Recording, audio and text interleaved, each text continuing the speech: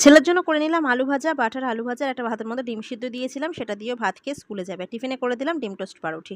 আজকে তো ছেলের আস্তে আস্তে সেই রাত্রির ৯টা, কারণ স্কুল থেকে ডাইরেক্ট চলে যাবে ওরা কোচিনে। ৫টা থেকে বাংলা ক্লাস, তারপর আছে ম্যাথ। তো সবকিছু কমপ্লিট করে বাড়ি ফিরতে ফিরতে ৯টা। তোর বাবা ওকে এই সময় স্কুলে দিতে গেছে, আর এখানে টুকটাক যা সকালের টিফিনে চায়ের বাসন-টাসন যা কিছু বেরিয়েছিল সমস্ত কিছু মাজা ধোয়া করে রান্না বসিয়ে দিয়েছি। তো কচি ফুলকপি আলু দিয়ে একটা রসা মতো করব এই টমেটো বাটা আর আদা বাটা দিয়ে। আর ওখানে ডিম ভেজে নিলাম, আমারটা করলাম পোচ আর হাসব্যান্ডের জন্য অমলেট। ওই আলু ভাজার তেলের মধ্যে করেছিলাম, তো ওইজন্য ডিমগুলো একটু মানে কালারটা একটু কিরকম এসেছে। তো এখানে দুবেলার মতো তরকারি করে রাখলাম। ফুলকপিগুলো আজকে একদম ছোট্ট ছোট্ট যে কপিগুলো ওইগুলো এনেছিল, দামটা অনেক কমেই পেয়েছিল, ওই জন্য ৪টা কপি নিয়ে এসেছিলো। একেবারে দুবেলার মধ্যে একটা তরকারি করে রাখলাম। আর ওখানে তো ডিম ভাজা হয়ে গেছে, অল্প একটু আলু ভাজারও সকালবেলার মানে যে আলু ভাজা করেছিলাম একটুখানি রয়ে গেছে।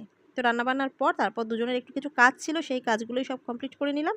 তো এখন দুজনে ভাতও খেয়ে নিচ্ছি, খেয়ে একটু বিশ্রাম নেব, তারপর সন্ধ্যে থেকে আবার সন্ধ্যের কাজ।